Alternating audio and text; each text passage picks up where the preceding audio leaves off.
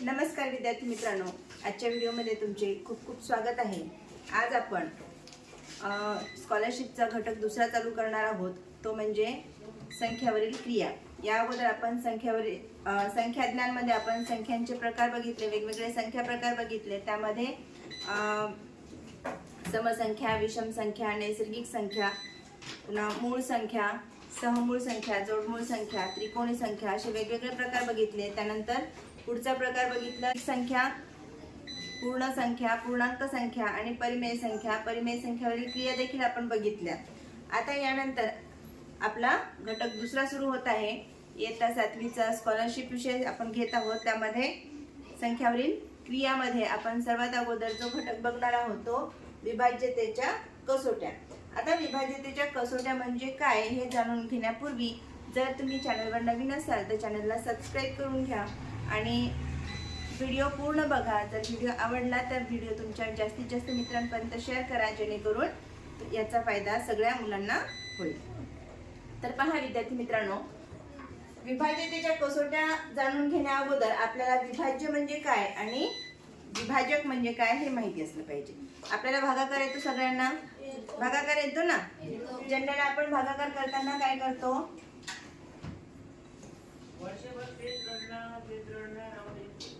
2/5।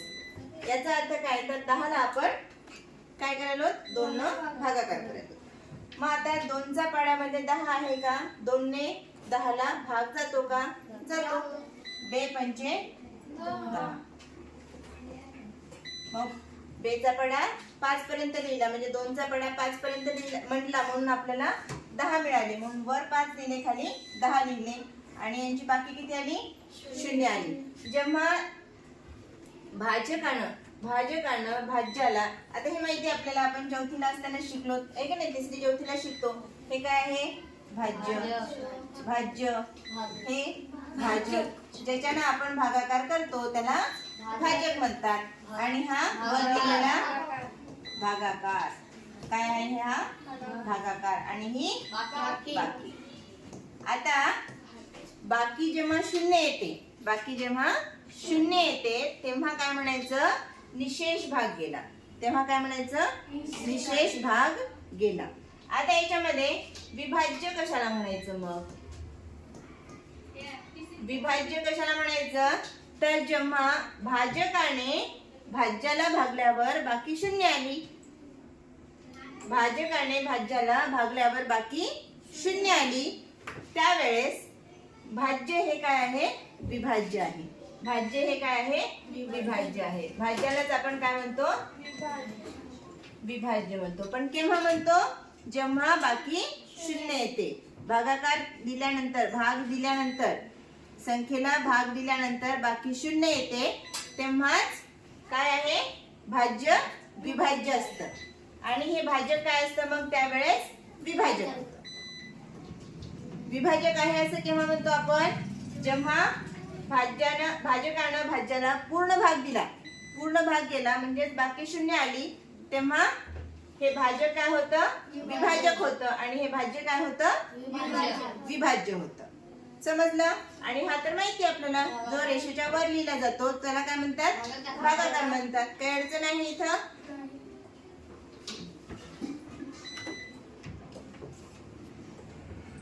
त्यानंतर आपल्याला काही कसोट्या बघायच्या आहेत। काय बघायच्या आहेत?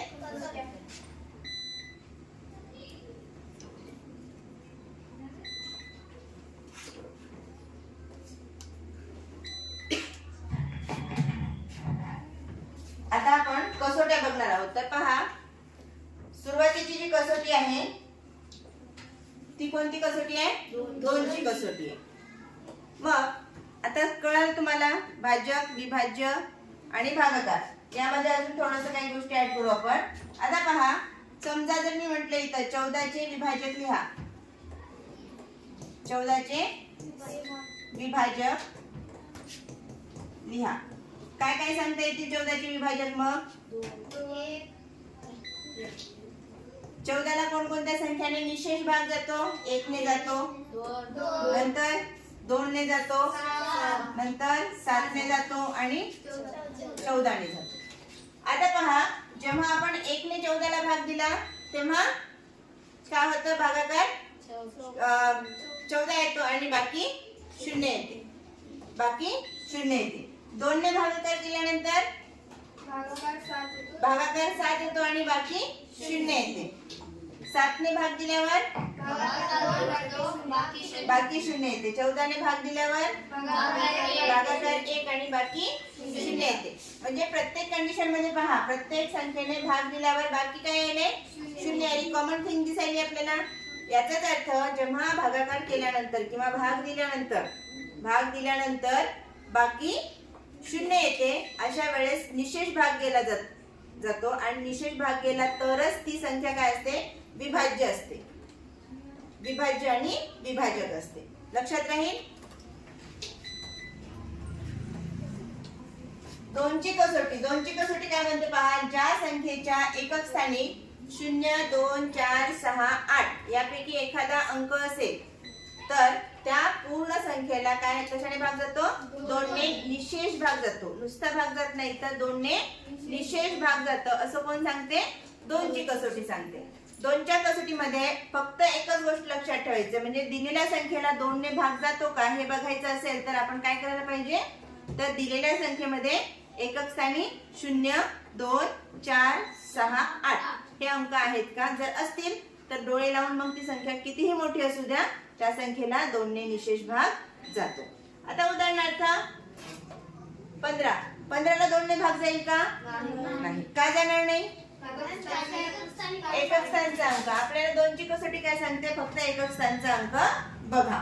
एकक स्थानचा अंक इथं 5 आहे आणि आपल्याला कसोटी मध्ये दिलेला आहे का 5 नाही दिलेला आहे. त्यामुळे आपण सरळ सांगू शकतो की 15 ला 2 ने भाग जाणार नाही. जर मी इथे लिहिले 14, आता जाईल 15,824 आता जातो. 4,35,820 जातो. आता इथे पहा अंक किती आहे, 1, 2, 3, 4, 5, 6 6 अंकी संख्या आहे. परंतु आपण बघल्याबरोबर सांगितलं की या संख्येला 2 ने भाग जातो का, नाही जात. का सांगितलं आपण, कारण आपल्याला 2ची कसोटी माहिती आहे आणि कसोटीचा जेव्हा तुम्ही कसोट्यांचा चांगला अभ्यास करता तेव्हा संख्यांचे विभाजक काढायला आपल्याला मदत होते. कारण मूळ जे अवयव काढतो आपण, मूळ विभाजक जे असतात, मूळ लसावी आणि मसावी काढण्यासाठी आपल्याला याचा बराच फायदा होतो. म्हणजे दिलेल्या संख्येला कोणकोणत्या संख्येने भाग जाऊ शकतो हे बघल्याबरोबर आपल्याला सांगता येतं. हे कशामुळे शक्य होतं, कसोट्यांचा व्यवस्थित जर आपण अभ्यास केला तर आपण लसावी आणि मसावी सुद्धा खूप चांगल्या प्रकारे शिकू शकतो. त्यामुळे अतिशय महत्त्वाचा घटक आहे विभाज्यतेच्या कसोट्या. लक्षात राहतील. पहिली कसोटी आहे 2ची कसोटी, यामध्ये आपण शिकलो आणि उदाहरण बघितलं तर आपण कितीही मोठी संख्या घेतली आपण तरी सुद्धा याच्यामध्ये 2 ने भाग जातो का हे बघायचं असेल तर एकक स्थानचाच अंक बघायचा, बाकी दुसऱ्या. आता इथे 1 आहे आणि इथं 4 आहे. सुरुवातीला 1 हा अंक आहे पण इकडं एकक स्थानी 4 असल्यामुळे काय म्हणतो आपण, या संख्येला 2 ने निशेष भाग जातो. त्यानंतर पुढची कसोटी आहे आपली 3ची कसोटी. कसोट्या फार सोप्या आहेत, लक्षात ठेवायला सुद्धा खूप सोप्या आहे. जसं आपण समसंख्येला पाठ केलं तसं 2ची कसोटी लक्षात राहते. 2 म्हटलं की एकक स्थानी समसंख्येचे अंक जरी लक्षात ठेवले तरी सुद्धा चालते. 3ची कसोटी काय सांगते, तर ज्या दिलेल्या संख्येतील अंकांची बेरीज करायची. दिलेली संख्या कोणती का असेना, कितीही मोठी असू द्या छोटी असू द्या, दिलेल्या संख्येतील अंकांची बेरीज केली आणि बेरजेला जर 3 ने भाग गेलं तर मात्र काय होते, त्या पूर्ण संख्येला 3 ने भाग जातो. आता पहा कोणकोणत्या संख्या आहेत मग त्या कसं चेक करायचं, 415. आता 415 मध्ये आपण जर बेरीज केली 4 अधिक 1 अधिक 5 बेरीज किती झाली 10. 10 ला 3 ने भाग जातो का, जात नाही. म्हणून या संख्येला सुद्धा 3 ने भाग जाईल का, मग जाणार नाही. जर मी म्हटलं 315 तर आता पहा 3 अधिक 1 अधिक 5 बरोबर 9. गेली 3 ला 9 ला 3 ने भाग जातो. म्हणून 315 15 सुद्धा काय होतो 3 ने भाग जातो. काही अडचण आहे. संख्या घेऊ आपण आता.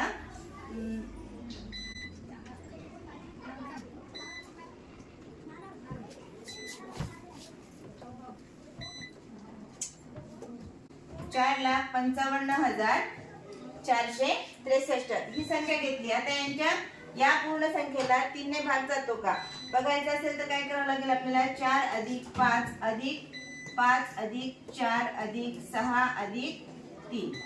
4 आणि 5 9. 9 आणि 5 14 आणि 4 18. 18 आणि 6 24. 24 आणि 3 27. 27 ला 3 ने भाग जातो. म्हणून या पूर्ण संख्येला म्हणजे 4,55,463 या संख्येला सुद्धा 3 ने निशेष भाग जातो. इथपर्यंत क्लिअर आहे. पण बऱ्याचदा काय होतं ही संख्या अजून मोठी असेल तर इथं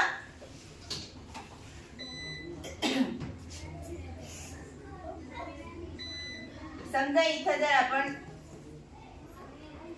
33 आलं किंवा अजून मोठी संख्या आली किंवा 3 अंकी संख्या आली तर तरी सुद्धा काय करायचं या दोघांची बेरीज करायची. 3 अधिक 3 6. 6 ला भाग जातो.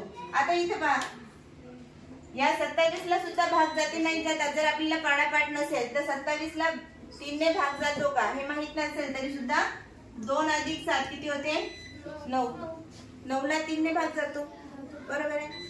म्हणजे असं तुम्ही आलेल्या बेरजेतील अंकांची सुद्धा म्हणजे 2 अंकी 3 अंकी संख्या जर आली तर त्यांची सुद्धा काय करू शकतो आपण बेरीज करू शकतो. बेरीज केल्यानंतर त्यात बेरजेला जर 3 ने भाग जात असेल तर त्या पूर्ण संख्येला 3 ने निशेष भाग जातो. काय अडचण आहे इथे. पांडुरंग नाही ना. गणेश समजलं. अक्षरा समजलं का. काही डाऊट आहे नाही. डाऊटच डाऊट आहे. विचारायचं करायचं विचारलं तरच कळतं ना. मग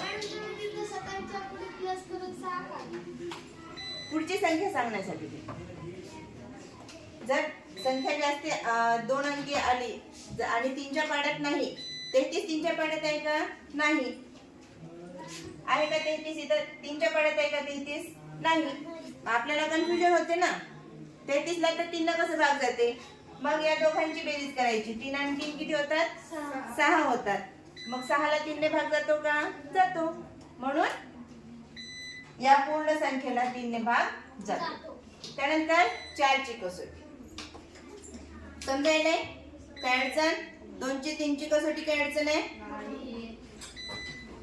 4 ची कसोटी सोपी आहे. दिलेली संख्या बघायची त्याच्यातल्या एकक आणि दशक स्थानचा अंक बघायचा. एकक आणि दशक स्थानच्या अंकांनी मिळून जी संख्या तयार होते उदाहरणार्थ त्या संख्येला 4 ने भाग जातो. 116. 116 चा कोणत्याही पाड्यात आहे का ते बघायची गरज नाही. 4 ने भाग जातो का हे बघायचं असेल तर काय करायचं फक्त हे 2 अंक बघायचे शेवटचे. किती आहे 16. 16 ला 4 ने भाग जातो. म्हणजे ह्या पूर्ण संख्येला 16 ने भाग जातो. 516 जातो का मग जातो. काय बघितलं आपण इथे एकक आणि दशक स्थानचा अंक बघायचा आणि जर त्या संख्येला 4 ने भाग जात असेल तर पूर्ण संख्येला 4 ने भाग जातो. जर मी मोठी संख्या घेतली आता 8,996 आता जातो. आणि इथं जर 92 घेतलं तर ठीक आहे 96 आहे. 8,992 जातो. काय चेक केलं तुम्ही इथं एकक आणि दशक स्थानचा अंक चेक करायचा. आता इथं किती झाले 96. 96 4च्या पाड्यामध्ये आहे का नाही. पण 4 ने भाग जातो कारण 4 दुने 8 आणि उरला 1. 4 चोक 16. पुन्हा हे 4 दुने 8 4 त्रिक 12. म्हणून ह्या पूर्ण संख्येला 4 ने भाग जातो आणि या 8,992 ला सुद्धा 4 ने निशेष भाग जातो. समजलं. किरण लक्ष दे बेटा इकडं.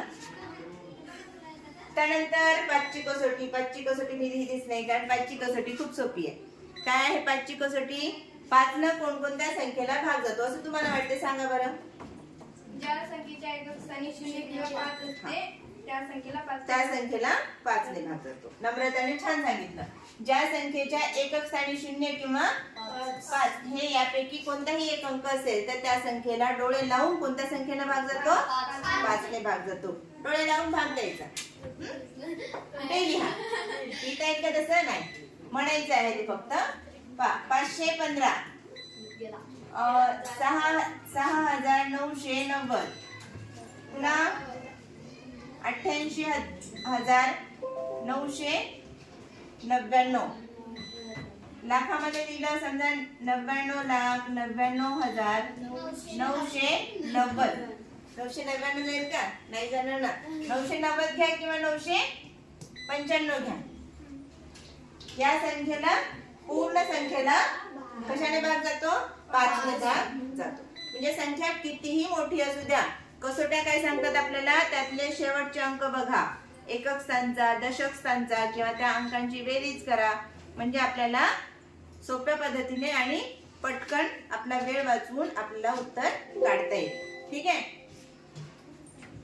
त्यानंतर 6ची कसोटी. 6ची कसोटी पण सोपी आहे. 6च्या कसोटीमध्ये ज्या समसंख्येला 2 ने आणि 3 ने भाग जातो. आता सर्व समसंख्यांना 2 ने भाग जातो, पण 3 ने भाग जाणाऱ्या समसंख्या शोधायच्या आणि 2 ने आणि 3 ने भाग जाणाऱ्या समसंख्येला 6 ने भाग जातो. आता पहा, 14 ला 2 ने भाग जातो, पण 3 ने भाग जातो का? जात नाही. म्हणून 6 ने सुद्धा भाग जात नाही. पण जर आपण 18 घेतलं, 18 ला 2 नेही भाग जातो, 3 नेही भाग जातो, म्हणून 6 ने भाग जातो. काय अडचण आहे का? सोपं आहे ना. परत आपल्याला काय बघायचे आहे? फक्त 3 ने भाग जाणाऱ्या समसंख्या बघायच्या. 3 ने भाग जाणाऱ्या समसंख्या बघायच्या. 24 ला भाग जाईल का? जाईल. 96 ला भाग जाईल का? मग 6 ने जाईल. जाईल का? कसं जाईल? 3 त्रिक 9, 3 दोन्ही 6. म्हणजे ह्या संख्येला 2 ने भाग जाणारच आहे, 100% आपल्याला माहिती आहे. बरोबर आहे का? कारण एकक स्थानी 6 आहे. म्हणजे समसंख्या असली की त्या संख्येला 2 ने निशेष भाग जातो. आपल्याला काय बघायचंय? फक्त 3 चा बघायचंय. 3 ची कसोटी बघायची आहे. आता इथं 9 ला आणि 6 ला भाग जातो असं म्हणण्यापेक्षा आपण 9 आणि 6 ची बेरीज 15 होते. 15 ला 3 ने भाग जातो, म्हणून याला 2 ने जातो आणि 3 ने जातो आणि म्हणून 6 ने सुद्धा भाग जातो. ठीक आहे. आता ते लई विचार करून घ्यावं. 186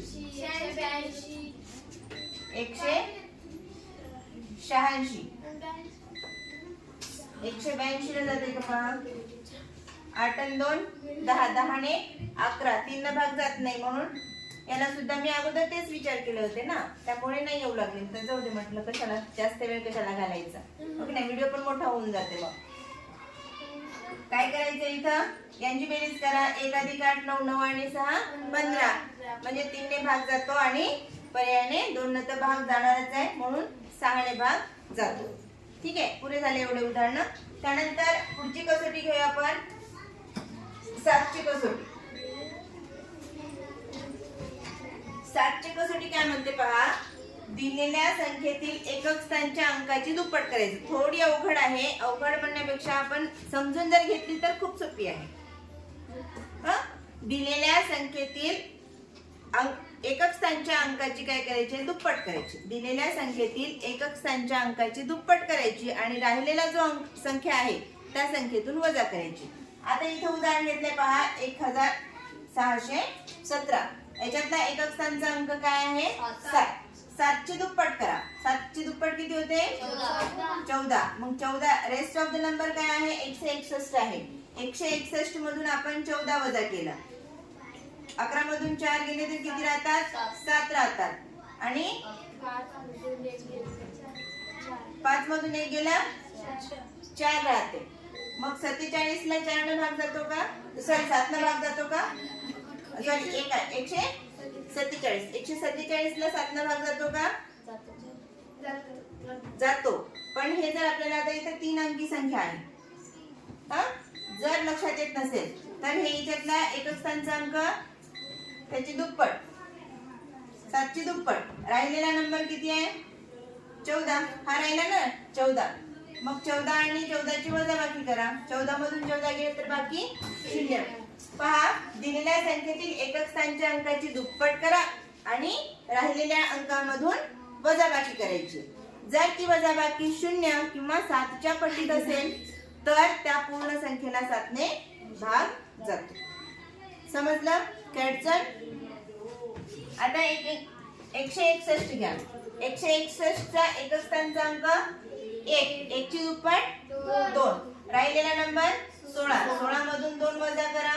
14. 14 ला 7 ने भाग जातो, म्हणून या पूर्ण संख्येला 7 ने भाग जातो. एवढंच आहे 7 ची कसोटी. फक्त काय करायचं आहे, दिलेल्या संख्येला आपल्याला प्रश्न काय विचारला जातो स्कॉलरशिपला की काही संख्या दिलेल्या असतात आणि त्यातल्या 7 ने निशेष भाग जाणाऱ्या संख्या शोधा, किंवा दिलेल्या संख्यापैकी 7 ने निशेष भाग जाणारी मोठ्यात मोठी संख्या कोणती किंवा लहानात लहान संख्या कोणती हे शोधायचं असतं आपल्याला.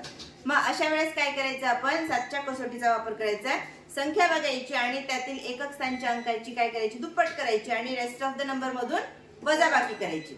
आता हे कुठपर्यंत करायचं, जोपर्यंत आपल्या लक्षात येत नाही तोपर्यंत. भाग देऊन बघण्यापेक्षा हे सोपं आहे. भागाकार, प्रत्येक संख्येला भागाकार करून बघण्यापेक्षा काही संख्येचा आपण भागाकार दुप्पट करून, एकक स्थानच्या अंकाची दुप्पट करून जेव्हा आपण हे प्रोसेस करतो तेव्हा हे सोपं जातं. हो की नाही? त्यानंतर पुढची कसोटी आहे 8 ची कसोटी. 8 ची कसोटी आणि 4 ची कसोटी जवळजवळ सारखीच आहे. अजून एक सांगायचं राहिलं, आपण 4 च्या कसोटीमध्ये एकक स्थानी 0 जरी असला तरी सुद्धा तिथे एकक आणि दशक स्थानी 0, म्हणजे दिलेल्या संख्येमध्ये 2 शून्य असतील तर त्या संख्येला 4 ने निशेष भाग जातो. उदाहरणार्थ 400. आता समजा इथे पहा 400 मध्ये 2 शून्य आहे, म्हणून 400 ला काय होतो, 4 ने निशेष भाग जातो. 200 जर म्हटलं आपण 200 एकक स्थानी किती म्हटलं मी, 2 शून्य. एकतर काय बघायचं, दशक आणि एकक स्थानच्या अंकांनी मिळून तयार होणाऱ्या संख्येला 4 ने भाग गेला पाहिजे, किंवा दिलेल्या संख्येतील दशक आणि एकक स्थानी 0 असलं पाहिजे, तर त्या संख्येला 4 ने निशेष भाग जातो.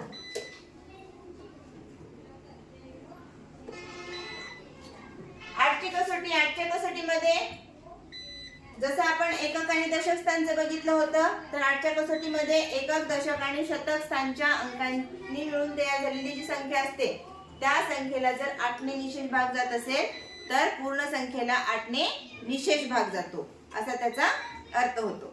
किंवा एकक, दशक, शतक या तीनही ठिकाणी 0 असले पाहिजे. आता पहा उदाहरण 196. 196 ला 8 ने भाग जातो का? पहा काय म्हटलेलं आहे, एकक, दशक आणि शतक स्थानच्या अंकांनी मिळून जी तयार झालेली आहे त्या संख्येला 8 ने भाग जातो का बघायचं. आता कसं कळणार आपल्याला, सांगा 196 ला 4 ने भाग 8 ने भाग जातो का? मग जातो.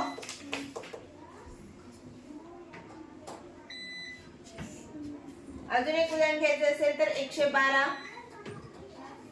112 ला सुद्धा 8 ने भाग जातो.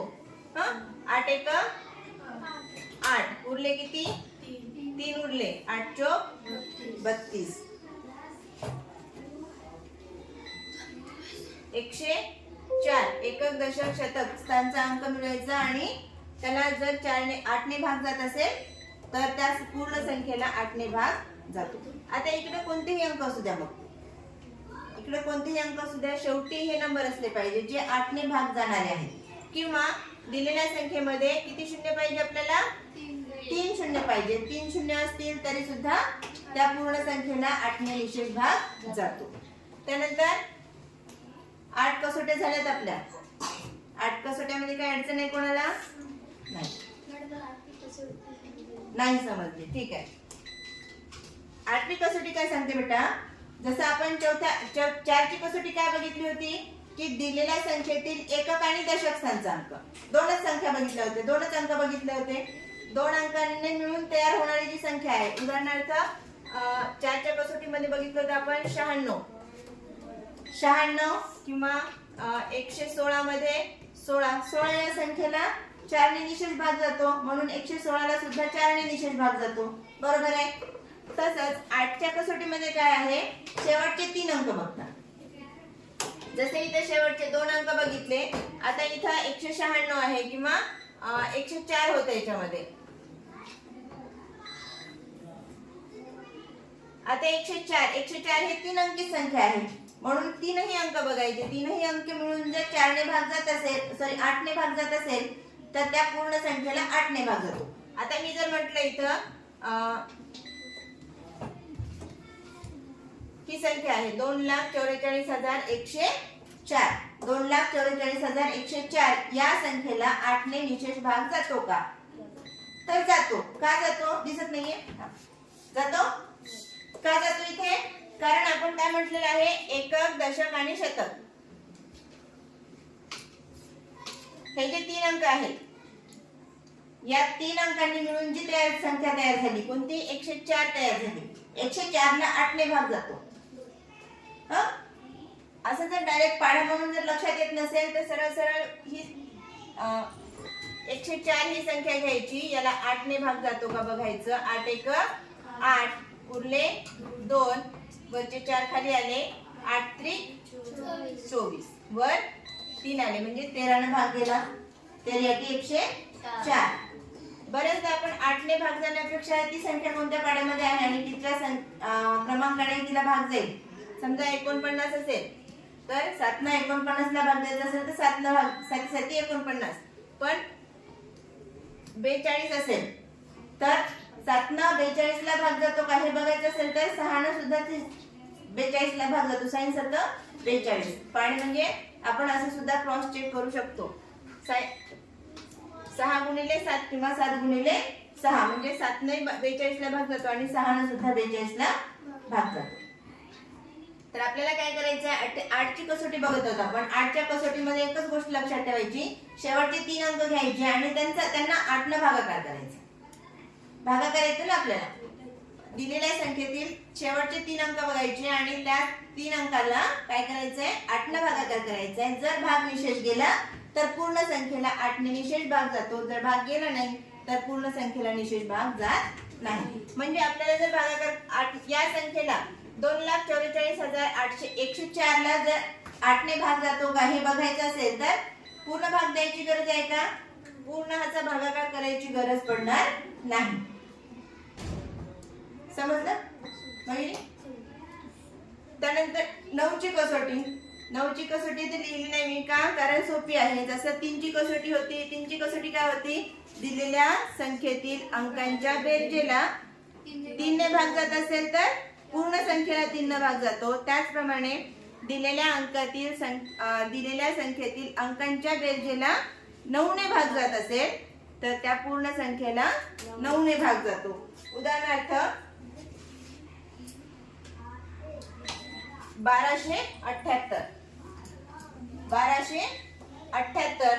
आता पहा, या संख्येला 9 ने भाग जातो का हे बघायचं असेल तर 1 + 2 + 7 + 8 यांची बेरीज करा. 3 आणि 7 10, 10 आणि 8 18. 18 ला 9 ने भाग जातो. एखादी संख्या सांगा तुम्ही. 9 ने भाग म्हणजे 9 ने भाग जातो का हे कसोटीने चेक करायचं ना आपल्याला. तर तुम्ही एखादी संख्या सांगा.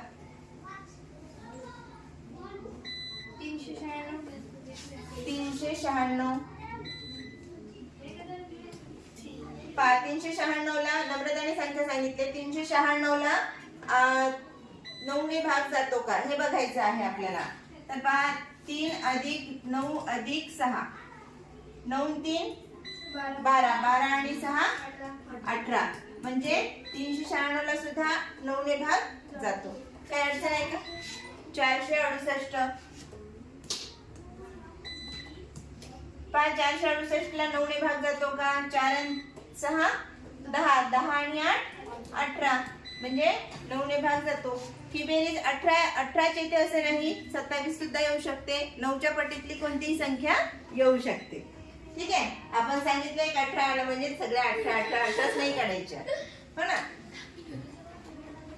चला पुढे जाऊया. 10ची कसोटी. 10ची कसोटी सांगता येईल काय असेल? ज्या संख्येच्या एकक स्थानी शून्य असतो, एक जण सांगा ना. ज्या संख्येच्या एकक स्थानी 0 हा अंक असतो त्या संख्येला 10 ने निषेध भाग जातो. ज्या संख्येच्या एकक स्थानी 0 असेल त्या संख्येला, मग ती संख्या कोणतीही असेल त्या संख्येला 10 ने निषेध भाग जातो. ठीक आहे. त्यानंतर 11ची कसोटी. आता शेवटच्या 2 कसोट्या राहिलेल्या आहेत. तोपर्यंत जर अजूनही चॅनलला कोणी सबस्क्राईब केलेलं नसेल तर चॅनलला सबस्क्राईब करून घ्या, जेणेकरून स्कॉलरशिपचे जे काही महत्त्वाचे व्हिडिओ आहेत ते रेग्युलरली या चॅनलवर अपलोड होत असतात आणि त्याचा फायदा येणाऱ्या स्कॉलरशिप परीक्षेसाठी नक्की होणार आहे. त्यामुळे चॅनलला सबस्क्राईब करा आणि व्हिडिओला लाईक करा आणि जास्तीत जास्त मित्रांपर्यंत शेअर करा. पहा, आता पुढची कसोटी आहे आपली 11ची कसोटी. 11ची कसोटी काय सांगते तर दिलेली जी संख्या आहे, दिलेल्या संख्येतील सम आणि विषम स्थानच्या अंकांची बेरीज करा. आता एक उदाहरण घेऊया आपण. 1474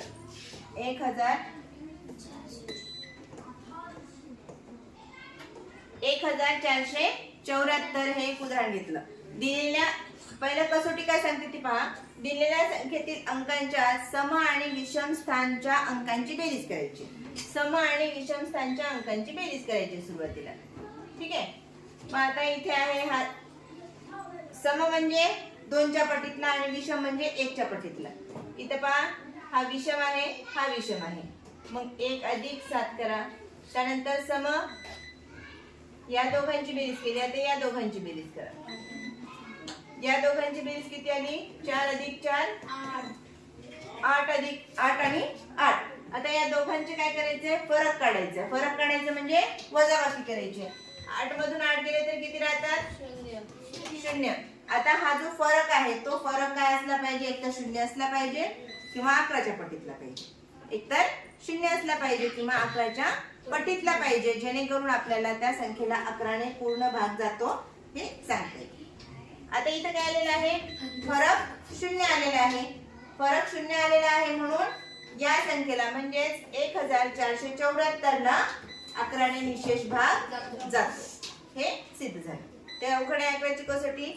थोडं लक्षात ठेवायला अवघड जाते, पण तुम्ही जर सराव केला, जास्तीत जास्त उदाहरणं जर बघितलं तर तुम्हाला ह्या संख्या सुद्धा काहीही अडचण होणार नाही. फक्त एकच लक्षात ठेवायचं, दिलेली संख्या आपल्याला समस्थानचा अंक आणि विषम स्थानचा अंक कोणता आहे हे कळलं पाहिजे. एक अंक सुरुवातीला एक अंक घ्या आणि मधला अंक सोडा. पुन्हा हे असे जर तुम्ही चेंज करून घेतला आणि वरून आता हे सुरुवातीला विषम स्थानच्या अंकाची चेंज केली, नंतर समस्थानच्या अंकाची चेंज करायची आणि त्यात ते अंक मांडून घ्यायचे आणि त्यांची बेरीज करायची. चालेल ना? त्यानंतर शेवटची कसोटी आहे आपली 12ची कसोटी. शेवटची जी कसोटी आहे ती 12ची कसोटी आहे. आता पहा 12ची कसोटी काय सांगते? 3 आणि 4 ने ज्या संख्येला भाग जातो त्या संख्येला 12 ने विशेष भाग जातो. जसा 6ची कसोटी बघितली होती, 6ला कोणत्या कोणत्या संख्येने भाग जायला पाहिजे होतं? 2 ने आणि 3 ने भाग जाणाऱ्या सर्व समसंख्यांना, 2 ने आणि 3 ने भाग जाणाऱ्या सर्व समसंख्यांना 6 ने विशेष भाग जातो. तसे इथं 4 ने आणि 3 ने आणि 4 ने भाग जाणाऱ्या सर्व समसंख्यांना समसंख्या येणार याच्यामध्ये, कारण 3च्या पाड्यामध्ये किंवा 3च्या पटीमध्ये विषम संख्या सुद्धा आहे. मग विषम संख्यांना 12 ने भाग जातो का? जात नाही. तर 3 ने आणि 4 ने भाग जाणाऱ्या सर्व समसंख्यांना 12 ने विशेष भाग जातो. ही आपली शेवटची कसोटी आहे. आशा करते आजच्या व्हिडिओमध्ये किंवा आजच्या क्लासमध्ये जे काही आपलं शिकवणं झालेलं आहे ते तुम्हाला सगळ्यांना छानपैकी समजलं असेल. समजलंय? नक्की. आता उद्याच्या क्लासमध्ये आपण यावर आधारित काही प्रश्न सोडून घेऊया. कसोट्यांवर आधारित काही प्रश्न घेऊयात. म्हणजे आज जे तुम्हाला शिकवलंय ते तुम्हाला लक्षात राहिलं आणि त्याचं तुम्ही उपयोजन केलं असं त्याचा अर्थ होईल. ठीक आहे.